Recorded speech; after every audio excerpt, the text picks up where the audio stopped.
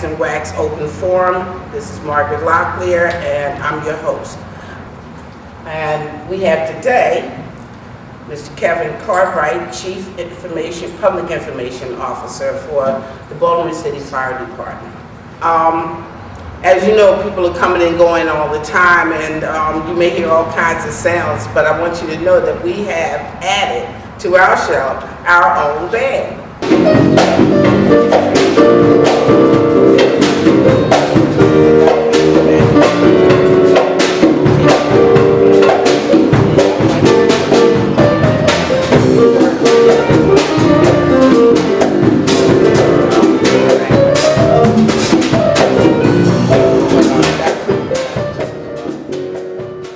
What made you want to become a fireman? Well, actually, in my youth, I actually wanted to grow up and be a coroner. However, as you grow and mature, you get exposed to different things, your focus changes, and mine in turn did. I actually wanted to come into the department and to be a paramedic. I had a few friends and peers who actually worked in emergency medical services and pre-hospital care settings, so that really inspired me. And actually, working in public relations, most of my education is in pre-hospital care and emergency health science through University of Maryland and Essex Community College. So I entered the department, and it's really been a fruitful experience for me. Excellent. So what do you tell other young people who may be interested in getting or becoming a fireman? Sure, we actually have a couple of programs in place right now where we actually hire civilians with no previous experience in fire service or emergency medical services. Once they enter the department through our firefighter paramedic apprenticeship program, we give them all the necessary training and education that they need. They'll leave the fire academy with national certifications. Okay. So in other words, if they want to be firemen, they still have to go through your EMT program as well? Exactly. The firefighter paramedic apprenticeship program actually dual trains you as a paramedic as well as a firefighter. So once you're out in the field, you're able to function in both capacities. There may be days where you might work on a medic unit, and there'll be other days where you work on in fire suppression, either a fire engine or fire truck. Okay, and in this academy, do you like partnership with the school systems to find these young people and have them trained through your program? Yes, early in the year 2004, we developed a program called the FEME program, Fire Emergency Medical Youth Program, where we allowed youths from 13 to 15 years of age to come out to our fire academy and learn some of this basic training in emergency medical services. Okay, wonderful. Well, as you know, we're at the Great Blacks in Wax, and Yes. it was originally an old firehouse, and they made great use of this facility. Are you familiar with the old firehouse that was here?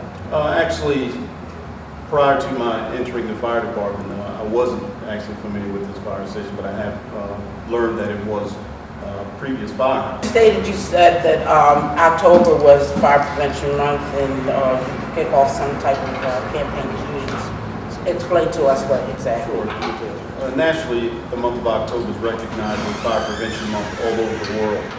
Here in Baltimore City, we hold a week of activities to highlight fire prevention.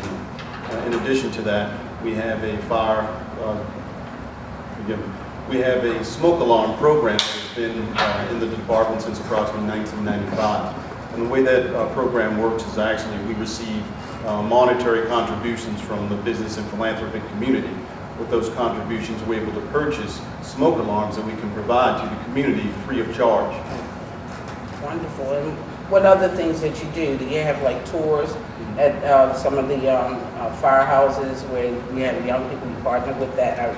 I remember as a kid, that was our greatest trip was to the firehouse so we could slide down the poles and and learn how things work. So exactly, we still do that. As a matter of fact, my office, the Public Information Office, is responsible for overseeing community-related visits at the fire station. So what we do, we get calls into the office and we generate a hard copy of a request for a community venue to come out to to visit one of our fire stations on a date and time. We arrange for our firefighters to greet them when they come and share with them information about their duties, their responsibilities. Let the youngsters put on their turnout gear, their fire hats and coats and things of that nature. So I think the youngsters really get a kick out of that. Yes, yeah, I know I did. Also, let's go to a break.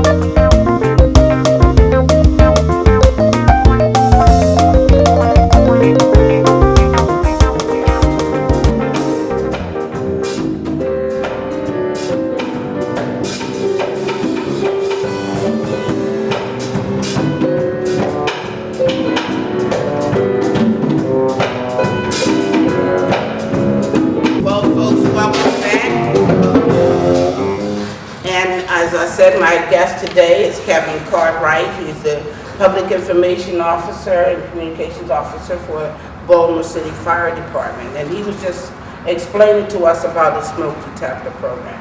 You want to expound a little bit more on that? Sure. The smoke detector program actually functions by, we have our firefighters go out into their immediate communities in which they serve, go on foot, going door to door, asking citizens if they have a smoke alarm. If they don't have a smoke alarm, we'll ask them to complete a very simple application and we'll install 2 smoke alarms for them. If it's a household of multiple people, we'll more likely install 3. We recommend installing them on each level of the home and outside of the sleeping areas. Unfortunately, during the sleeping hours, smoke won't actually wake you up in a fire. It will actually cause you to egress into a state of unconsciousness and you won't hear the smoke alarm when it goes off. So we recommend installing them outside of sleeping areas as well. Okay. And do you explain to them about having a route, an escape route when this happens and some of the things that you must put in place when there is a fire? Yes, as a part of the smoke detector program, we also offer the assistance of developing an evacuation plan for your home, a home escape plan. And with that, we recommend 2 ways of escape out of each room. In addition to that, we recommend having some type of ladder that you can hang out of your window if the situation arises and you need to escape in a hurry. Additionally, we recommend that you not use candles. If you should use candles, place them on a non-combustible type material. We also offer the assistance of a home inspection, which is simply identifying hazards in your home. Occasionally people have a habit of piling up clothes in your basement near the furnace. I think we all, may be guilty of that. And what I believe people don't know is that you don't necessarily need an open flame for a combustible material to ignite. If you have a combustible material in close proximity to a heat source, over a period of time it will ignite. So we recommend that people be mindful of that. Occasionally people will place a space heater next to their bed to keep them a little bit warmer at night. That's a heat source. So over a period of time, it can ignite your bed spray, it can ignite your carpeting, it can ignite your clothing, it can ignite your dresser. So we recommend keeping at least a 3-foot circumference around any type of heat-producing device. Wonderful, wonderful. Well, as you know, we do have an audience, and every now and then we allow the audience members to address our guests, so that we can find out if we have some questions maybe from the audience.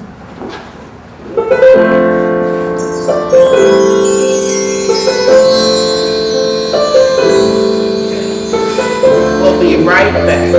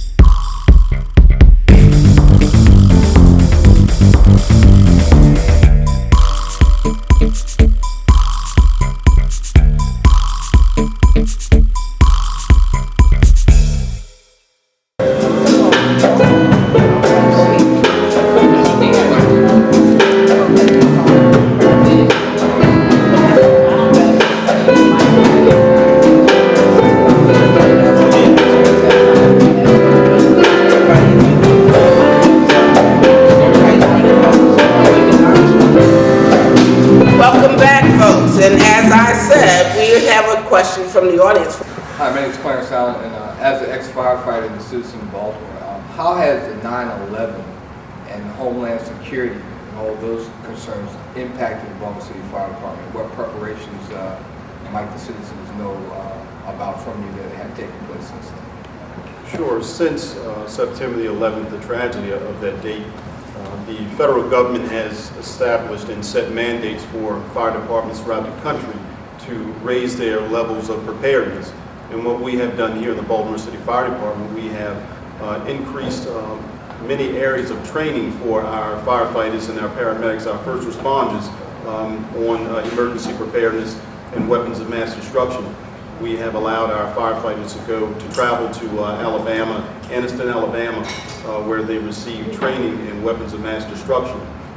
We have obtained through grants, we've obtained large capacity hazardous materials equipment, chemical monitoring equipment.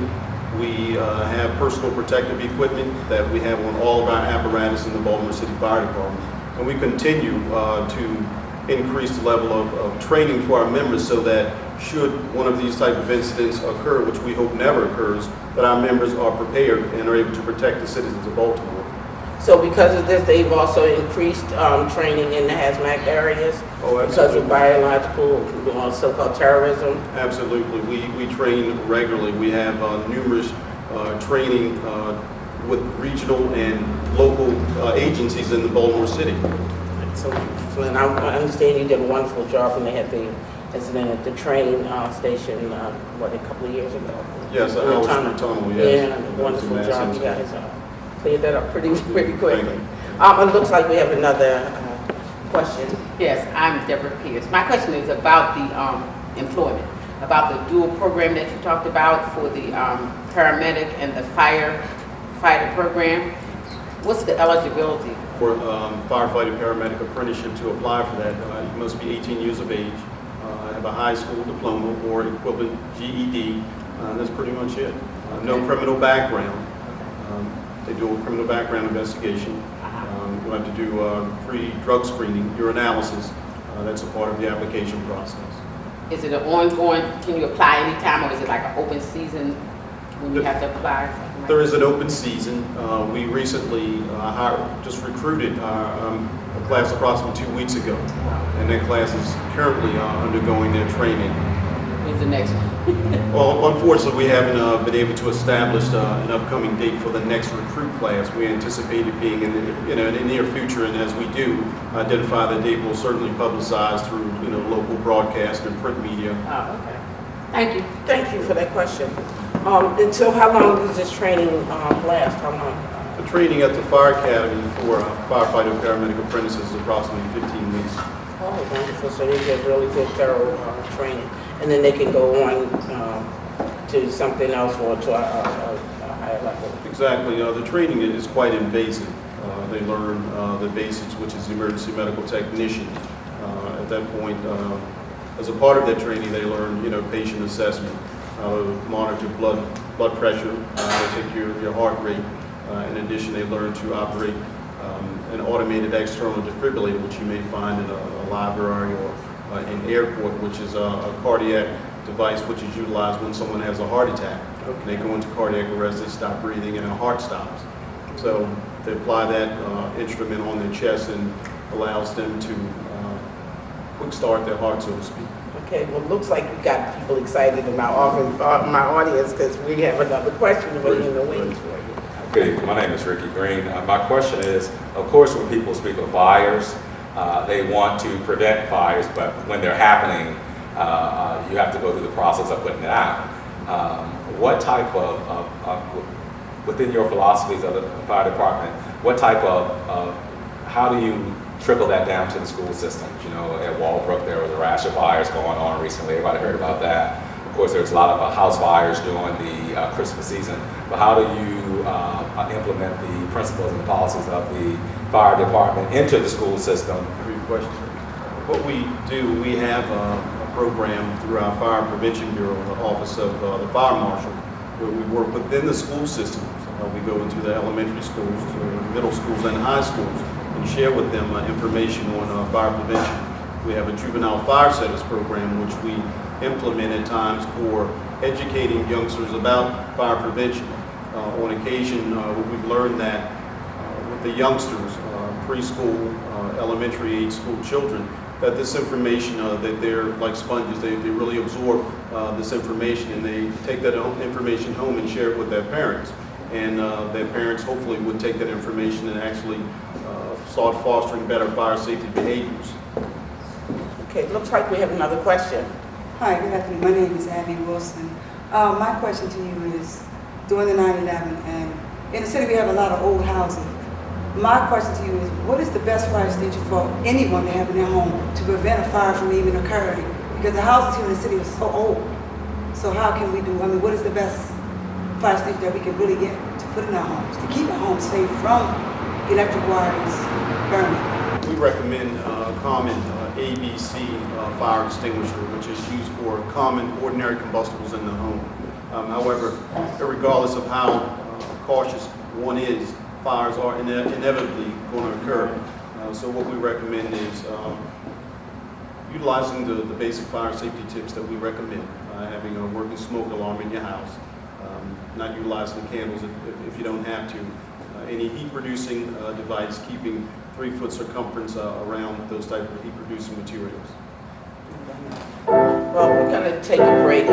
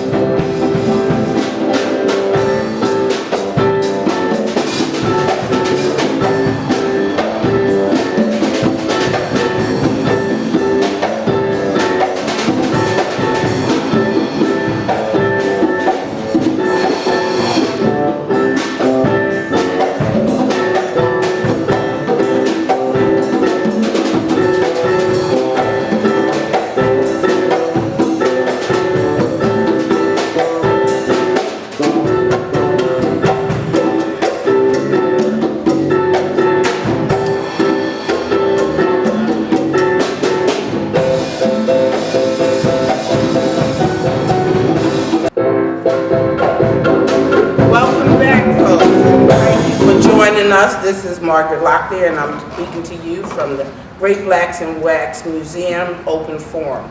And my guest today again is Kevin Cartwright, Public Information Officer for the Baltimore City Fire Department.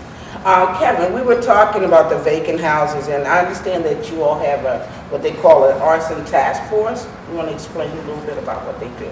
Sure. Just about 2 years ago, the Baltimore City Fire Department, in cooperation with the Department of Housing and Community Development, the FBI, Federal Bureau of Investigation, we developed an arson task force, and what that task force does is they identify certain areas of increased activity on vacant structures in Baltimore City. What we'll do occasionally is go out into the community, identify these areas. We'll have our entire Fire Prevention Bureau come out on foot. We'll have fire engines and fire trucks in that community. And we'll go door to door as well, inquiring with citizens to find out whether or not they have working smoke detectors, offering assistance in developing home evacuation plans as well. In addition to that, for any vacant structures that we identify, we have housing community development.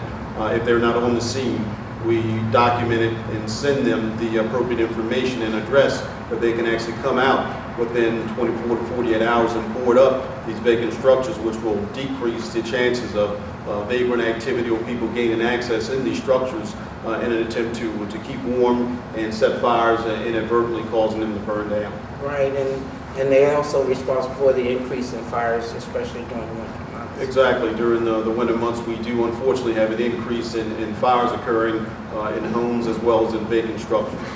If you know some of the history of some of our African American heroes who were part of the Baltimore Fire Department, want to share that with us? Sure. We have a recently retired Fire Chief Herman Williams Jr.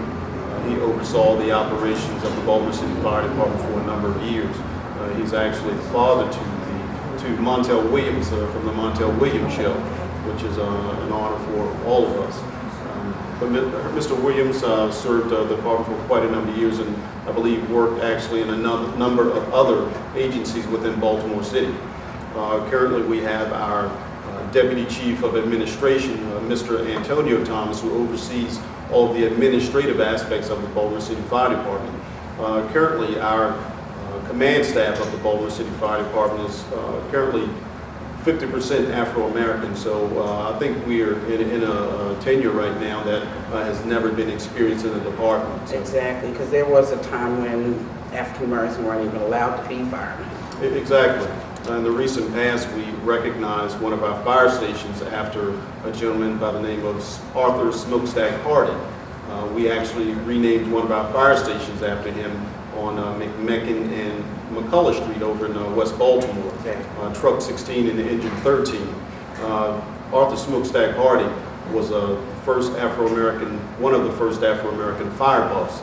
As a youngster, he actually lived in that community, and whenever there was a fire in that community, he ran out of his house and actually followed and chased after the fire engines and fire trucks going to these fires. So it was a really pretty big deal for him. Excellent. Thank you for sharing that with you. Kevin, I want to thank you for joining me today, and my audience. You've been most informative and a wonderful guest. Thank you. Thank you for having me. And folks, if you want to, come and join us here. The first Monday of every month, we tape the Great Blacks in Wax Open Forum, and you're also welcome to visit our gift shop. Plenty of wonderful things and gifts that you can buy for your families. And if you're interested in taking the tour, contact the number that you see at the bottom of your screen. I want to thank you again. This is Margaret Locklear asking you to join us again next time on the National Blacks in Wax Open Forum.